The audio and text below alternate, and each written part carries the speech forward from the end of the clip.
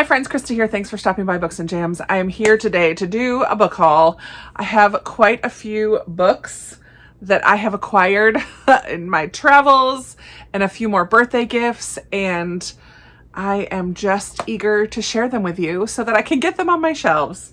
So the first little stack I have here are a few more things that were sent to me for my birthday, which was at the beginning of July. But because I was gone and traveling, I haven't had a chance to come on and share them with you. So I do have a few treats from you guys. And I want to start with that because I'm always just so thankful and blessed and amazed that you choose to send me gifts. So let's start off this haul with these books. This is from Grandma Susan, who has just recently become one of my patrons. Thank you so much, Susan. She says, belated happy birthday. I love being one of your patrons. Blessings, Grandma Susan. And she so kindly got me Becoming Elizabeth Elliot by Ellen Vaughn, and Keisha from A Book Like You with her Revive book club, which is where they talk about Christian books and they alternate between fiction and nonfiction. This is, I believe, their July book. And I didn't participate in the live because I hadn't read it, but I'm familiar with Elizabeth Elliot. She was a missionary and her husband was murdered by a native tribe in Ecuador when they had gone there to be missionaries, and she returned to the tribe later. But she has written multiple Christian nonfiction books, and this is kind of a biography of her life. And from what I heard from some of the women who read this book, it was wonderful. So I'm very excited to have this on my shelves and to read it and learn a little bit more about her life and be inspired and challenged by her. So thank you so much, Susan. Thank you for this lovely birthday gift. Then I have two, I think these were sent by the same person. Stephanie, happy birthday. Thank you for sharing so much with us. I look forward to watching your videos when I can carve out the time. And this says this, the other one says the same thing, from Stephanie, another friend, subscriber, and patron. Thank you so much, Stephanie. Let's see what's in this one. Ooh, it's wrapped in paper. Sometimes they do it so well. Sometimes the paper's just kind of stuffed in the bag. What is this one? Oh, yay! This is the third book in the Wild Robot series by Peter Brown. I've read and enjoyed the first two books, and this one is the third one, The Wild Robot Protects. There's an adaptation coming out soon, and I would really love to kind of read this along the same time. I remember the first book I read to my nanny family when I was watching a family of 4 kids during COVID, and we were doing homeschool together. So part of our day we would read together, and they loved reading these because the illustrations are just so delightful and the story made for such a fantastic read aloud. So I'm very excited to continue and finish this series. Thank you. Thank you, Stephanie. Wonderful. Wonderful, wonderful. And also from Stephanie is this. Let's see what this one is. Also well wrapped in tissue. Yay! Oh, I have a sticker on me. Yay, Orbiting Jupiter. I just recently read this book, but I didn't own it, and I absolutely loved it, and it deserves a space on my middle grade shelf. So I'm so thrilled to have this book by Gary D. Schmidt. It was emotional. It packed a huge punch by the end. Deals with foster care, bullying, and it just was a heavy hitter for me, and I absolutely loved it. It was a 5-star read. Very excited to read the sequel, which I forget what it's called now, but there's a sequel that either just came out or is coming out this quarter, I believe. So thank you, Stephanie, for those middle grade books. I'm so thrilled to have them both on my shelves now. The lovely Chrissy from Chrissy's Purple Library. She's such a sweetheart, and she sent me The Enchanted Sonata by Heather Dixon Walwork. And this is a Christian fiction with a gorgeous cover. Oh my word, it's so cool. She says, Krista, happy birthday. Your channel inspires me, but even more than that, your love for others and how you live so boldly for Jesus. It's your special sauce. You be jammin'. Love, Chrissy from Chrissy's Purple Library. So sweet. Oh my word. I'm so thrilled that I got to meet Chrissy in real life this year, earlier this summer, and can call her a friend, and I'm so blessed to have her in my life. So I love books that have music in them, and I think I heard was it Katie from Ponytails and Paperbacks that talked about this one? I forget who I heard talk about this first, but when I first heard it, I immediately added it to my wish list because I knew it was something that I was going to love. So it's kind of fantastical, but musical. There's a pianist in here, which is what I play, so I'm very thrilled about that. All that changes when Clara receives a mysterious and magical nutcracker. Oh, is this a nutcracker retelling? Oh yeah, Clara is the name of the main character. So this is a nutcracker retelling as well. Oh my word. Whisked away to his world, an enchanted empire of beautiful palaces, fickle fairies, enormous rats, and a prince, Clara must face a magician who uses music as magic and the future she thought she wanted. A retelling of the Nutcracker with a dash of the Pied Piper will captivate readers of all ages. Sounds perfect for Christmas time when the Nutcracker is kind of all the thing. I'm so thrilled to own this. Chrissy, thank you so much. Thank you, thank you, thank you. And then the last birthday gift to open is this wrapped gift that came from Australia. What? My friend Lee in Australia, she's amazing and has sent me another gift from Australia. Oh my word, look at this card. Ah, that's beautiful with the flower, with the vines and the books and the vintage look to it. Oh my goodness, that is beautiful. Handmade in Australia. Once upon a time, vintagecards.com. Very cool. Oh, just a little birthday note. I love it, Lee. Oh my word. So sweet. That card is stunning. I love that. Oh my goodness. And how fun that these are wrapped. So this one is a book. This one is something else. Let's see what this is. Dun, dun, dun. Oh my goodness, look how cute this is. It's a little change purse by Mika, contemporary Aboriginal art, hand-painted, leather, handcrafted. I love this. So it's a little change purse. That is so fantastic. It's so cute. I love the colors of it. I love the design of it. Oh my goodness, I love that it's Aboriginal art as well. Very cool. Thank you so much, Lee. I love it. I love it.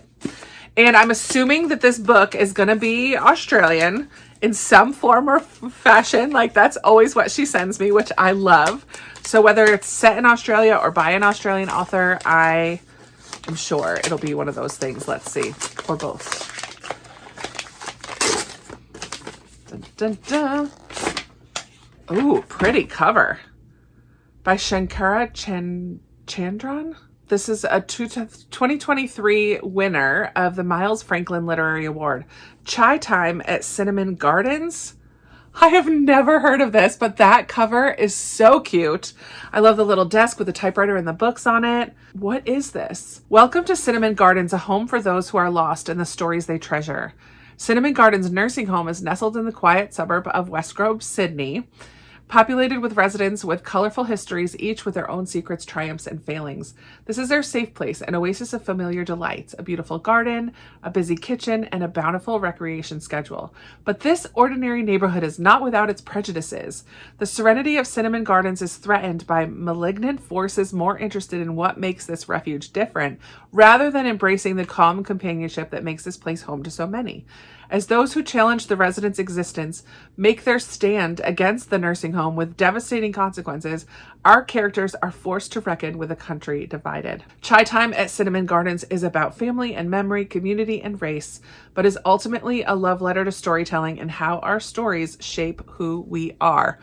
That sounds amazing. I love an elderly character. Has a bunch of them, a found family kind of aspect, and someone coming against it. Oh my goodness. That sounds really cool, and I've never heard of it. Lee, thank you. Thank you for my Australian treats, and even the card. Oh my goodness. So special. It's so special. And you know my taste really well, so I'm very confident I'm going to love that book. How fun. How fun. Okay, before I get to the books that I got while traveling over the last couple of weeks, I'm going to go ahead and do my book of the month. I did choose 3 this time around because one was an add-on in a month that I skipped. One was from July, and then one was a birthday treat. So I got an extra one. First off, My July choice that I picked was The Lost Story by Meg Schaefer. She wrote The Wishing Game and I really loved it. And so I'm very excited about this, especially because it's going to have nods towards Narnia, The Chronicles of Narnia by C.S. Lewis, which I absolutely love. So I'm very excited about this. I think that it involves some kids going missing in the woods. Yeah, inspired by C.S. Lewis's The Chronicles of Narnia, this wild and wondrous novel is a fairy tale for grown-ups who still knock on the back of wardrobes just in case, from the author of The Wishing Game. And look, there's a map. I'm interested in reading this one for sure. Maybe it will show up in my catch-up-a-thon videos if I get to it. I don't know. And then one that I chose that was an add-on, and it was one of my anticipated reads earlier this year, is Shelterwood by Lisa Wingate. I've read other Lisa Wingate books and really, really liked them, in particular Before We Were Yours. I absolutely loved. Some have been okay, but this one is a sweeping novel inspired by the untold history of women pioneers who fought to protect children caught in the storm of land barons hungry for power and oil wealth. So we're in Oklahoma, both in 1909 and 1990. And there are some Indian Choctaw girls who are a part of the story. Yeah, Lisa traces the story of children abandoned by the law and the battle to see justice done. Amid times of deep conflict over who owns the land and its riches, Ollie and Vale traverse the rugged and beautiful terrain, each leaving behind one life in search of another. So I've heard some mixed things about this one so far, but I'm still very interested in it, especially in about the sister aspect of it and about the indigenous peoples aspect of it and the land kind of struggle about the land. I just feel like this is going to be really good. I'm hopeful. I'm still hopeful, even though I've heard some people didn't really love it. And then I couldn't resist, for my birthday choice, picking one that has been all over lately, All the Colors of the Dark by Chris Whitaker. For some reason, this is the only way that I've seen people hold up this book. I didn't see this. Look how chunky this is. I was not prepared when this showed up for how chunky of a book this was going to be. This one has been super, super popular lately. I did not read We Begin at the End. That's another book that was popular when it first came out. This is a soaring thriller and an epic love story that spans decades. So we start in 1975 America. Vietnam War is ending. Muhammad Ali is fighting Joe Frazier. And in the small town of Montclair, Missouri, girls are disappearing. And then a wealthy family is targeted. A local boy saves the girl, and in doing so, leaves heartache in his wake. So this is a missing person mystery, a serial killer thriller, a love story, a unique twist on each. It's about what lurks in the shadows of obsession and the blinding light of hope. I've heard wonderful things about it. I don't think I'm going to get to this during Catch-Up-a-thon, but I now have it to add to my Book of the Month shelves. Yay. And then I did a bit of traveling. I went to North Carolina and Georgia over the last couple of weeks. I think this was in my vlog, so I'm just going to go through this bag pretty quickly.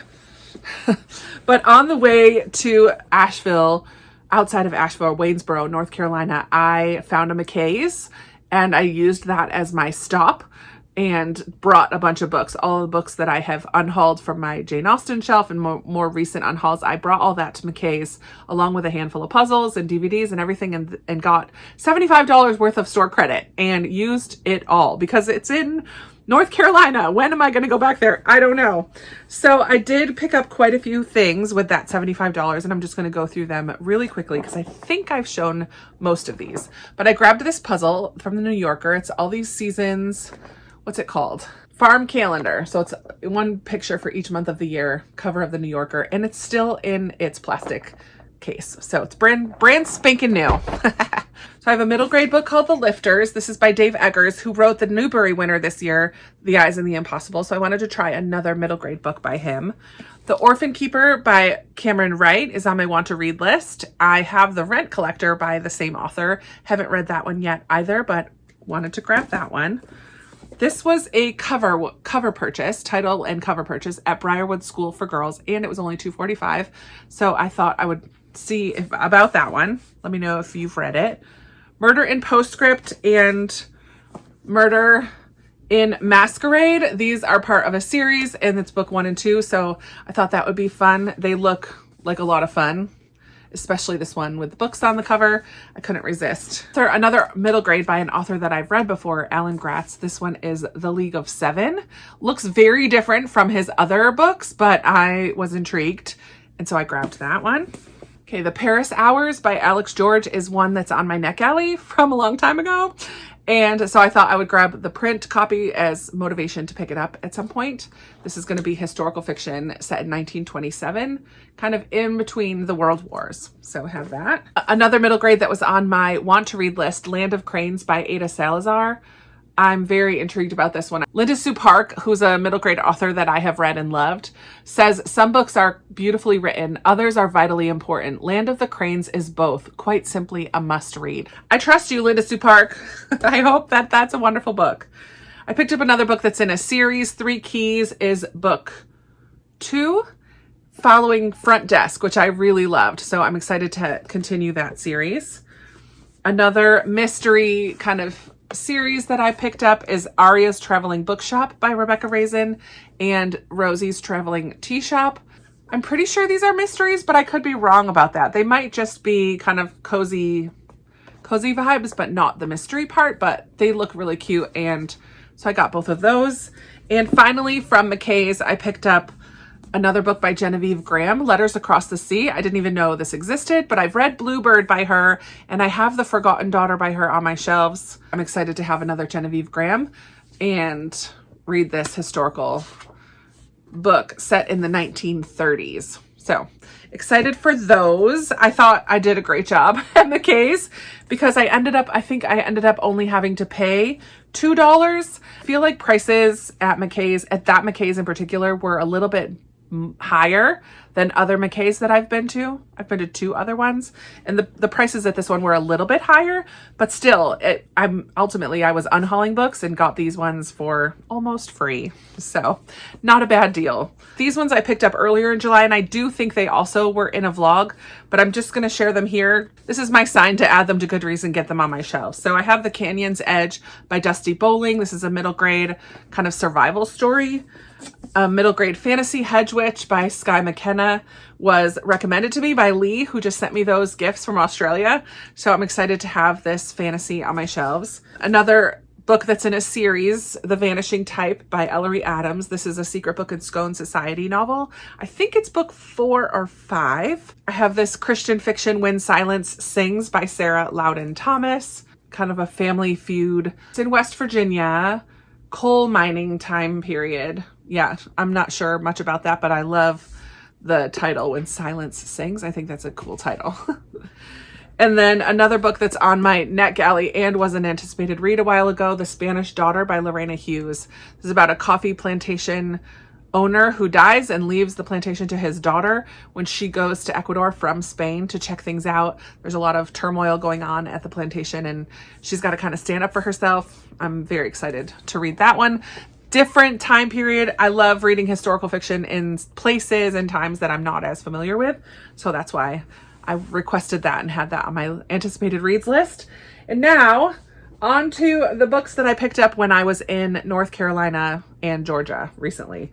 So with my cousins, when I was outside of Asheville, we did go visit the Biltmore. And so later when we were wandering around Waynesboro, went into a little bookshop and I found this book by Sarah Loudon Thomas, the same author as this one. These Tangled Threads is a story set at the Biltmore in 1924. So it's about the Vanderbilts and kind of an upstairs downstairs situation. I'm very excited for that one, and I loved getting a book about the Biltmore the day after I went to visit the Biltmore. I thought it was very perfect timing. I'm not exactly sure where all of these came from. I went to a couple different bookstores when I was in North Carolina. One of them was called the Book Dispensary, and it was a used bookstore. So I have The Forgotten Letters of Esther Durant by Katie Nunn, and I've not read anything by Katie Nunn before. This one takes place in 1951. Oh, this is about a woman who was committed to an isolated mental asylum by her husband. The hospital is at first her prison, but soon surprisingly becomes her refuge. And then we're also in 2018. So there's going to be a connection between those two, but I was intrigued by that premise. Nadia Hashimi is an author that I've read and really enjoyed before, so I picked up this one by her, The House Without Windows. I really didn't need to know anything about it other than the author, but it is going to be set in Afghanistan, which I really do love books set in Afghanistan. We're going to follow a young woman named Ziba. She was a loyal wife and loving mother. On one horrific day, her family's world is shattered when her husband Kamal is found brutally murdered with a hatchet in the courtyard of their home. Oh my goodness. So then she's got to figure out what's going on and the trial for that and walk through that. My goodness. Carrie Stewart Parks, I believe, is a Christian suspense author. And I've heard Holly, I think Lovely Day with Holly and Chantel, I believe, talk about this author, but I've never read anything by her. And this is A Cry from the Dust. Frank Peretti, who I have read before, he says, hang on for the ride. Yikes. So this is a type of book that I haven't read in a really long time. If I've read Christian fiction in the last couple of years, it's mostly been contemporary or historical. But I used to love Ted Dekker, who writes more of this suspenseful kind of mystery, intense type of book. So I feel like this is going to be something I'm going to love, hopefully.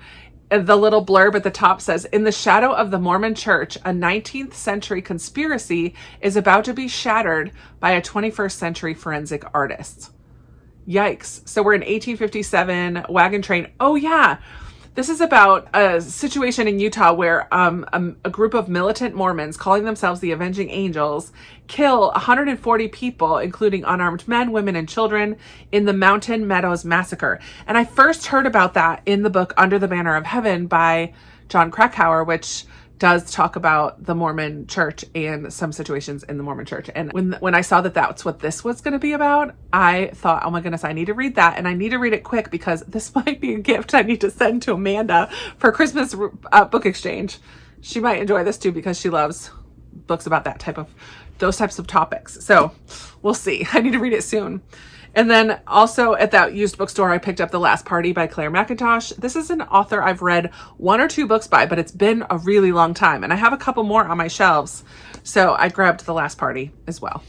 The last 2 sets come from bookstores in Georgia. Those ones I think were all North Carolina. But in Georgia, I found a bookstore one day at the very early on in the retreat when I wasn't quite ready to like hang with everybody, but I found one other woman who wanted to come with me to the bookstore. It has attached to a coffee shop, so we just kind of went and hung out. They had these shelves of hardcovers that were drastically marked down. So I did find a few on those shelves. The first one that I saw right outside before I even got into the door was this Younger Wife by Sally Hepworth. This was on my want to read list. I've read other Sally Hepworth books and really enjoyed them. So I'm thrilled to have that. And also The 3 Lives of Alex St. Pierre by Natasha Lester. I just recently read a book by Natasha Lester and enjoyed it. So again, just an author purchase. I'm assuming it's set in Paris. I don't really know much about that one other than the author. And then this one, A Traitor in Whitehall by Julia Kelly. I have the book The Last Garden in England on my shelves, but I haven't read it. This one is going to be a World War II, takes place in England in 1940. So I found those and they were like $7.50. One of them was only $4, like super, super cheap. And also at that bookstore, I picked up this book that takes place on St. Simon's Island, which is where I was in Georgia. So this is by Cindy Wood Small and Aaron Wood Small, and it's called As the Tide Comes In. It's going to deal with foster care. It's more of a contemporary sisters book, but it does take place on St. Simon's Island, which is why I purchased it. And finally, in one other bookstore, I had to run to the grocery store at one point, and in that plaza, there was another bookstore. So of course I had to go check it out. And I didn't realize that Francine Rivers had another book out that I didn't even know about, that The Lady's Mine by Francine Rivers. So I didn't even know about this. So of course I picked it up. Francine Rivers for a long time was one of my favorite authors. She's new to this lawless mining town. He's one of its prominent citizens. Neither wants much to do with the other at first. So this takes place in 1875 in Calvada, a mining town in the Sierra Nevadas. Sounds good. And I've loved Francine Rivers in the past, so I'm hopeful for that one as well.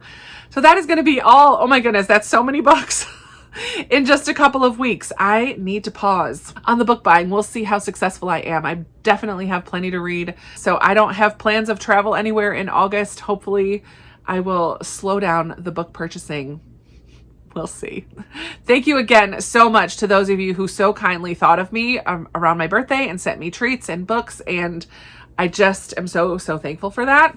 Thanks to McKay's for having good buyback deals, so I was able to get all those books. And I'm so thankful that I had a chance to travel for a week or so into some places that I've never been, and some bookstores that I never would have got to visit, and meet some people that I love and new friends.